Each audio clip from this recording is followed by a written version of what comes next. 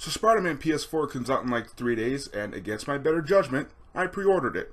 So now I'm impatiently waiting for 3 days to pass, and to help that, I'm binging on the game that we all thought would be the definitive Spider-Man game. And by we, I mean me. The Amazing Spider-Man 2. It was the first Spider-Man game to be on next gen, and we all speculated that it'd be the Arkham treatment for Spider-Man. So yeah, 13-year-old me along with most of the internet aren't the smartest. But nonetheless, this game was extremely disappointing. I mean, I even insulted it back in my first video, like 2 years ago. And now I get to explain why. Yay!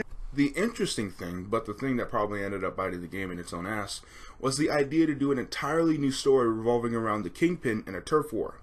Where have I heard that one before? But the idea to do a completely new Spider-Man story that feels like it's actually pulled straight from a comic book is a genuinely good idea for a movie game, and I really do think that they wanted to do the story service.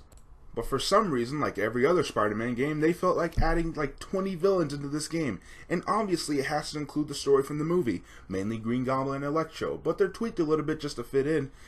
That doesn't make it any less crowded though. Oh yeah, and did I forget to mention that even though there's no symbiote or venom in this game, that they added in Carnage in the last 20 minutes? Wait, what the fuck? It's like Menace got extremely overzealous and just blew their load all at once on trying to make an Arkham game for Spider-Man. Like literally no big name villains were held back for a sequel or anything. They just went straight ahead and added Kingpin, Kraven, Carnage, Black Cat, Shocker. Oh yeah, and the Chameleon. Okay, that one catches my eye. He's never been in the game. I'm interested. Oh wait, he shows up in an after credit scene to set up a sequel that never happened. This game looks like an actual pile of dog shit a lot of the time. I've played this game on both the 360 and the Wii U, and it just has a lot of pop-in and long loading times on both. Looked at the PS4 gameplay, doesn't look all that different. It looks like the game's going for a comic-esque design, and that's fine. If anything, I like it better than the first game's drab look. And most things look good or fine, except, you know, Aunt May, Green Goblin, Electro, Spider-Man's default costume, and Peter Parker himself. I actually don't know who designed some of these models. These actually ruined the look of the game. And some of them look downright terrible. I mean, come on. Who the fuck did this? Who did that? Who actually did that? Because whoever did it, fire them. Right now. And the most infamous thing about this game is the Hero Menace system that actually ruins anything else good in this game. The idea that every 5 to 6 minutes you have to go do one of the same 3 to 4 side quests that are either from previous Spider-Man games or the Arkham series is obnoxious. And if you don't, and that fucking meter goes into the red, expect an actual living hell. Yeah, Beanox, I take back about firing the guy who did the models. Whoever did this system, fire them. You know what? Better yet, 2 for 1. Fire them both. Okay, here's the thing. This game isn't completely god-awful.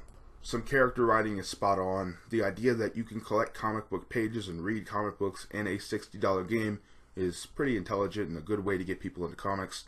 This game has some of the best unlockable costumes for a Spider-Man game I've seen in a long time, and some of the missions and boss battles aren't half bad. But it tried to be the Arkham treatment for Spider-Man, but it was held back by a movie license and some downright terrible business decisions that were probably made by people who don't even play the video games.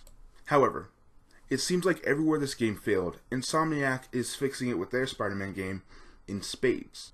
And even the things that this game did great, Insomniac is doing them even better from what I've seen.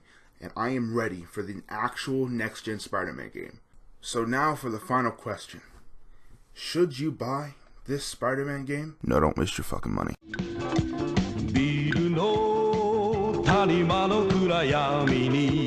Spider-Man. キラリと光る光の目 Spider-Man. 安らぎ捨ててすべて